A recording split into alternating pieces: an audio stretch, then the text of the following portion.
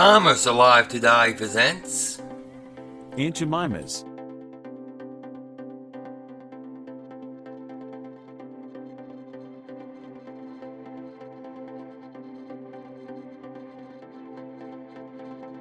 In 1888, St. Joseph Gazette editor Chris L. Rudd and his friend Charles G. Underwood bought a small flour mill at 214 North 2nd Street in St. Joseph, Missouri.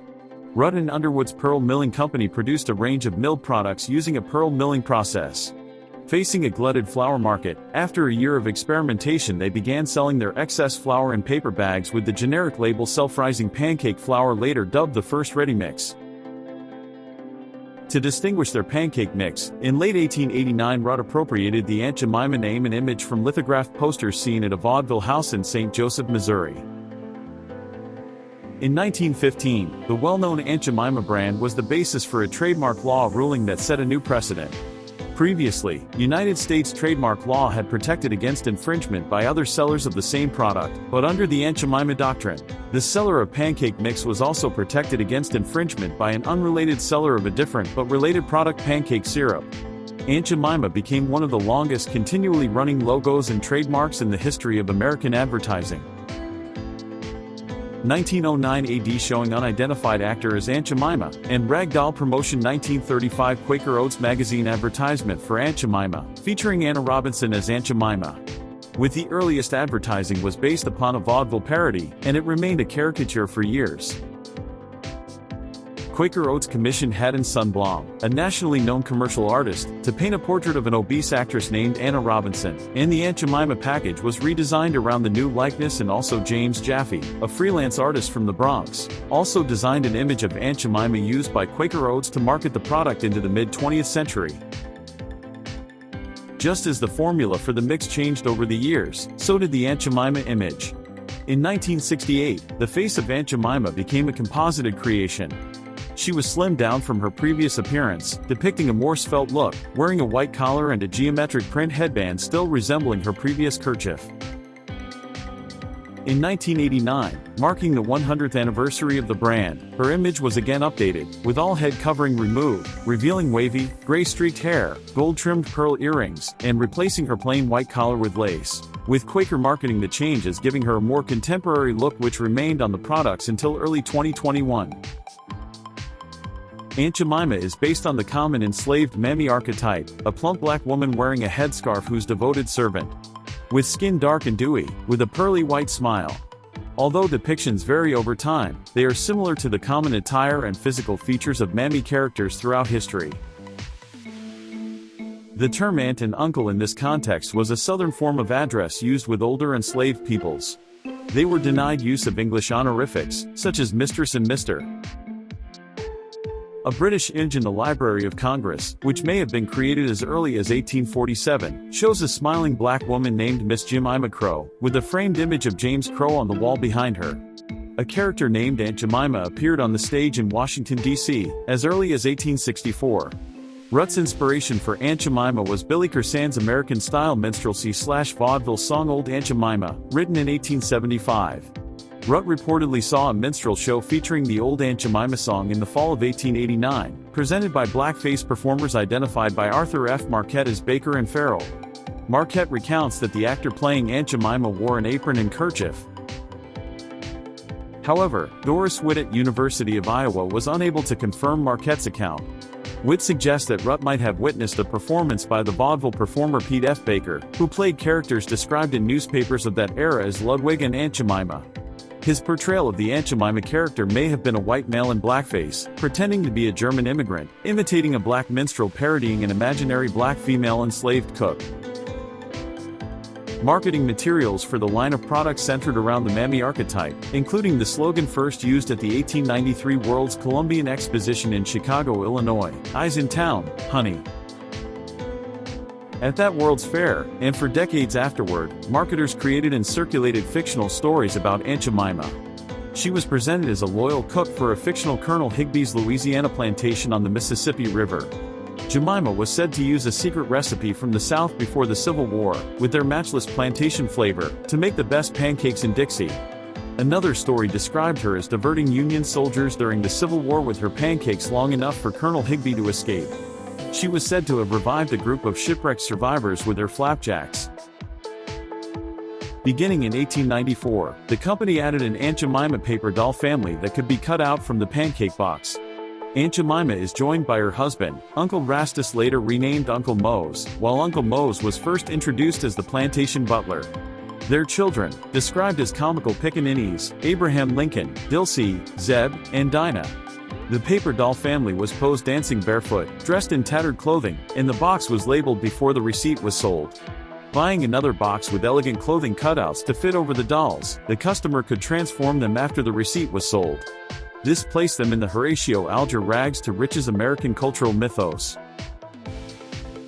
Ragdoll versions were offered as a premium in 1909, Aunt Jemima Pancake Flower / Pica Ninny Doll / The Davis Milling Company. Early versions were portrayed as poor people with patches on their trousers, large mouths, and missing teeth. The children's names were changed to Diana and Wade.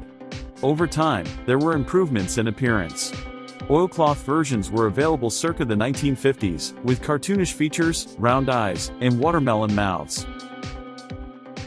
A typical magazine ad from the turn of the century created by advertising executive James Webb Young and the illustrator N.C. Wyeth shows a heavy-set black cook talking happily while a white man takes notes. The ad copy says, after the Civil War, after her master's death, Aunt Jemima was finally persuaded to sell her famous pancake recipe to the representative of a northern milling company. However, the Davis Milling Company was not located in a northern state. Missouri in the American Civil War was a hotly contested border state. In reality, she never existed, created by marketers to better sell products.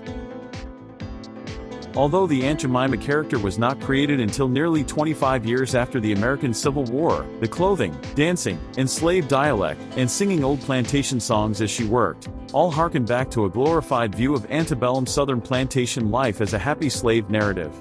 The marketing legend surrounding Aunt Jemima's successful commercialization of her secret recipe contributes to the post-Civil War nostalgia and romanticism of Southern life in service of America's developing consumer culture. African American women formed the Women's Columbian Association and the Women's Columbian Auxiliary Association to address the exclusion of African Americans from the 1893 World's Fair exhibitions, asking that the fair reflect the success of post-emancipation African Americans. Instead, the fair included a miniature West African village whose natives were portrayed as primitive savages. Ida B. Wells was incensed by the exclusion of African Americans from mainstream fair activities. Black scholars Hallie Quinn Brown, Anna Julia Cooper, and Fannie Barrier Williams used the World's Fair as an opportunity to address how African American women were being exploited by white men. In her book A Voice from the South, Cooper had noted the fascination with Southern influence, Southern ideas, and Southern ideals had dictated to and domineered over the brain and sinew of this nation. These educated progressive women saw a Mammy for the national household represented at the World's Fair by Aunt Jemima. This directly relates to the belief that slavery cultivated innate qualities in African Americans. The notion that African Americans were natural servants reinforced a racist ideology renouncing the reality of African American intellect. Aunt Jemima embodied a post-Reconstruction fantasy of idealized domesticity, inspired by happy slave hospitality, and revealed a deep need to redeem the antebellum South. There were others that capitalized on this theme, such as Uncle Ben's rice and cream of wheat's Rastus. The term Aunt Jemima is sometimes used colloquially as a female version of the derogatory epithet Uncle Tom or Rastus. In this context, the slang term Aunt Jemima falls within the Mammy archetype and refers to a friendly black woman who is perceived as obsequiously servile or acting in, or protective of, the interests of whites. John Sylvester of WTDY-AM drew criticism after calling Condoleezza Rice an Aunt Jemima and Colin Powell an Uncle Tom, referring to remarks by singer and civil rights activist Harry Belafonte about their alleged subservience in the George W. Bush administration. He apologized by giving away Aunt Jemima's pancake mix and syrup. Barry Presgraves, then 77-year-old mayor of Luray, Virginia, was censured 5-1 by the town council because he referred to Kamala Harris as Aunt Jemima after she was selected by Joe Biden to be the Democratic Party vice presidential candidate. The African American Registry of the United States suggests Nancy Green and others who played the caricature of Aunt Jemima should be celebrated despite what has been widely condemned as a stereotypical and racist brand image. The registry wrote, "We celebrate the birth of Nancy Green in 1834.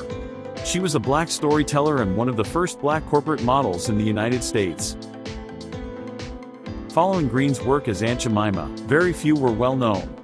Advertising agencies such as J. Walter Thompson, Lord, and Thomas, and others hired dozens of actors to portray the role, often assigned regionally, as the first organized sales promotion campaign. Quaker Oats ended local appearances for Aunt Jemima in 1965. Nancy Green was the first spokesperson hired by the R.T. Davis Milling Company for the Aunt Jemima pancake mix. Green was born into slavery in Montgomery County, Kentucky. Dressed as Aunt Jemima, Green appeared at the 1893 World's Columbian Exposition in Chicago, beside the world's largest flour barrel 24 feet high, where she operated a pancake cooking display, sang songs, and told romanticized stories about the Old South, a happy place for blacks and whites alike. She appeared at fairs, festivals, flea markets, food shows, and local grocery stores, her arrival heralded by large billboards featuring the caption, "Eyes in Town, Honey." Green refused to cross the ocean for the 1900 Paris exhibition. She was replaced by Agnes Moody. Green died in 1923 and was buried in an unmarked pauper's grave in Chicago's Oak Woods Cemetery. A headstone was placed on September 5, 2020. Agnes Moody first performed as Aunt Jemima at the 1900 Paris exhibition, and was erroneously reported as the original Aunt Jemima. She had become well known in the Chicago area for her cornmeal bread and cakes. She died April 9, 1903. Lillian Richard was hired to portray Aunt Jemima in 1925, and remained in the role for 23 years. Richard was born in 1891, and grew up in the tiny community of Fouke 7 miles west of Hawkins in Wood County, Texas. In 1910, she moved to Dallas, working initially as a cook. Her job pitching pancakes was based in Paris, Texas. After she suffered a stroke circa 1947 to 1948, she returned to Fouke, where she lived until her death in 1956. Richard was honored with a Texas historical marker in her hometown, dedicated in her name on June 30, 2012. Artie Bell McGinty debuted as the original radio advertisement voice for Aunt Jemima in 1927. She died in 1963 at age 71 in New York City. Anna Robinson was hired to play Aunt Jemima at the 1933 Century of Progress Chicago World's Fair. Robinson answered an open audition, and her appearance was more like the Mammy stereotype than the slender Lillian Richard. Born circa 1899, she was also from Kentucky and widowed, but in her 30s with 8 years of education.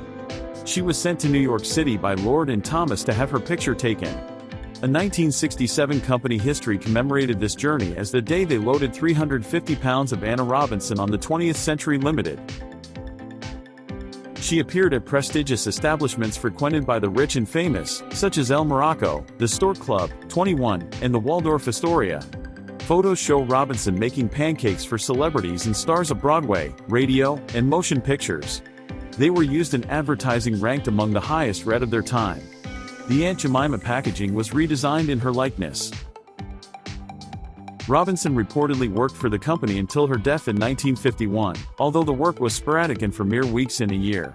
Nevertheless, this was not enough to escape the hard life into which she was born. Her $1,200 total payment in 1939 was almost the entirety of the household's annual income.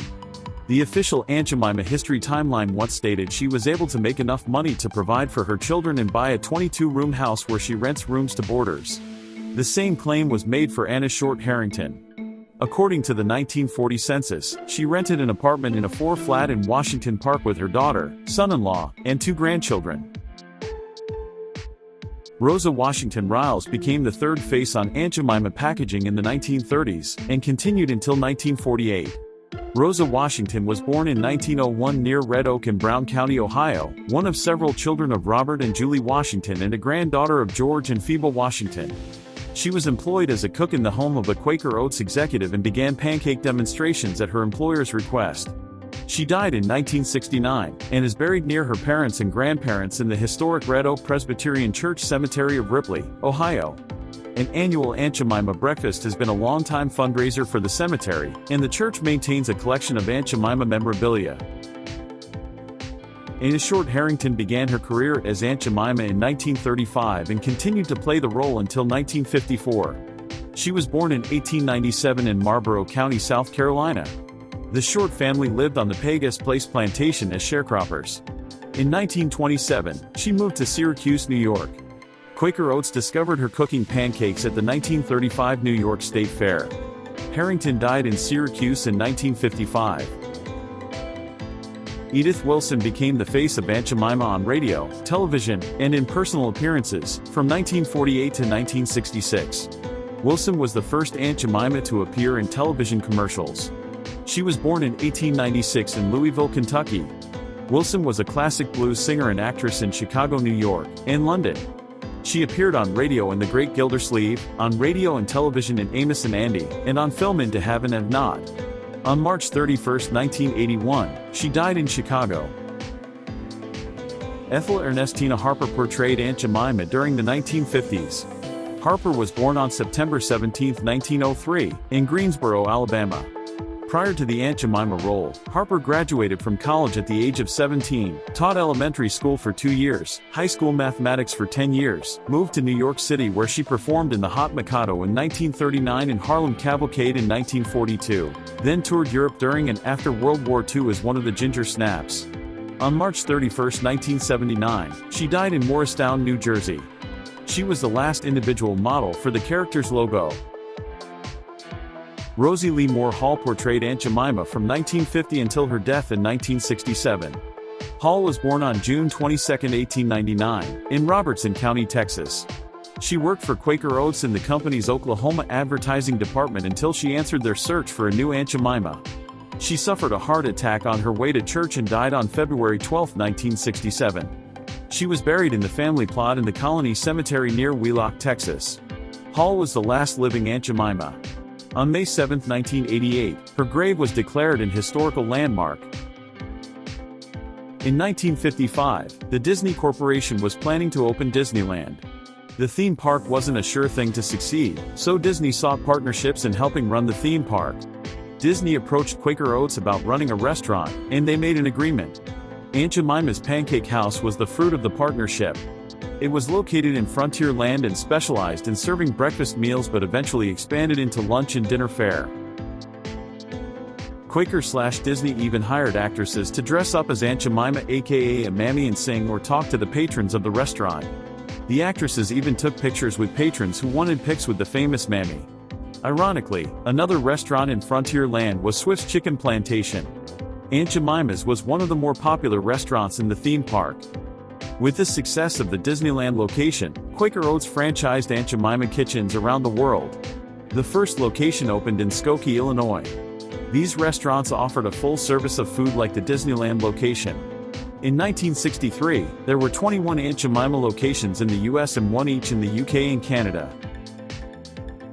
There was always backlash against the Aunt Jemima character in the black community, but in the 1960s, black power and black pride became the rage as a growing fight for civil rights endured. In 1963, protests and criticism stopped an Aunt Jemima restaurant from being built in Rochester, New York. Sadly, this wasn't a unified effort as a black Rochester paper, the Frederick Douglass Voice, stated these symbols are part and parcel of our heritage. Clearly whoever wrote that has a misunderstanding of history. In 1966, members of the American Federation of Teachers voted to picket the Aunt Jemima restaurant in the Chicago Edgewater Beach Hotel where their annual convention was held. AFT demanded that restaurant workers have the right to unionize and that the hostess not wear her Mammy costume. The restaurant relented and agreed. As the backlash over the Aunt Jemima character grew, more and more of the chain's locations either closed down or switched names and themes. In 1970, the Disney and Quaker agreement ended. At this point Disneyland was a success and didn't need outside partnerships. Disney took control of the restaurant and renamed it Magnolia Tree Terrace. Since Aunt Jemima was a trademarked character of Quaker Oats, the actresses portraying her disappeared from the theme park when Disney took control of the restaurant. Today the restaurant still exists in Disneyland. It's known as River Belle Terrace. Most of us have probably eaten there and didn't know of its Aunt Jemima origins. By the time of the 1970s, no single Aunt Jemima restaurant existed any longer. Even though the Aunt Jemima food brand finally changed its name, the Mammy stereotype still exists in our society today. On June 17, 2020, Quaker Oats announced that the Aunt Jemima brand would be discontinued and replaced with a new name and image to make progress toward racial equality. The image was removed from packaging in fall 2020, while the name change was said to be planned for a later date. Within one day of the June 2020 announcement, other similarly motivated rebrandings and reviews of brand marketing were also announced, including for Uncle Ben's Rice, which was renamed Ben's Original, the Mrs. Butterworth's Pancake Syrup brand in bottle shape, and the Rastus Black Chef logo used by Cream of Wheat. Days earlier, American satirical news outlet The Onion published a fictional article about a similar announcement. Descendants of Aunt Jemima models Lillian Richard and Anna Short Harrington objected to the change. Vera Harris, a family historian for Richard's family, said, "I wish we would take a breath and not just get rid of everything. Because good or bad, it is our history." Harrington's great-grandson Larnell Evans said, "This is an injustice for me and my family. This is part of my history." Evans had previously lost a lawsuit against Quaker Oats and others for billions of dollars in 2015. On February 9, 2021, PepsiCo announced that the replacement brand name would be Pearl Milling Company. PepsiCo purchased that brand name for that purpose on February 1, 2021. The new branding was launched that June, 1 year after the company announced they would drop Aunt Jemima branding. PepsiCo referenced the Aunt Jemima brand by logo type on the front of the packaging for at least 6 months after the rebrand.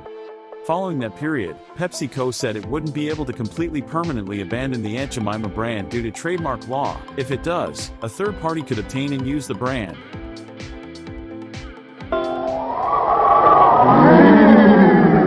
It's chilly outdoors, but inside. For generations, frosty mornings have seemed warmer with stacks of Aunt Jemima buckwheats. Right, Aunt Jemima buckwheats, deep golden brown with a tantalizing buckwheat tang. It's the same today. Men still need a hearty, nourishing breakfast. And men love Aunt Jemima buckwheats. No buckwheats can equal that famous Aunt Jemima flavor. And they're so easy. Just pour out Aunt Jemima buckwheat mix from the yellow box.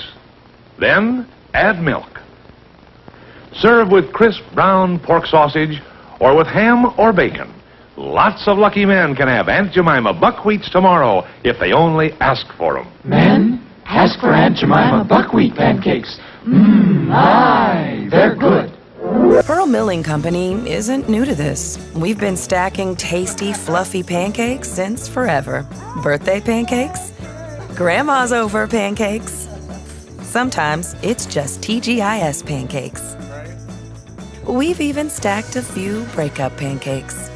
Our perfectly fluffy, syrupy goodness has been there for every special moment and will always be here. We're Pearl Milling Company.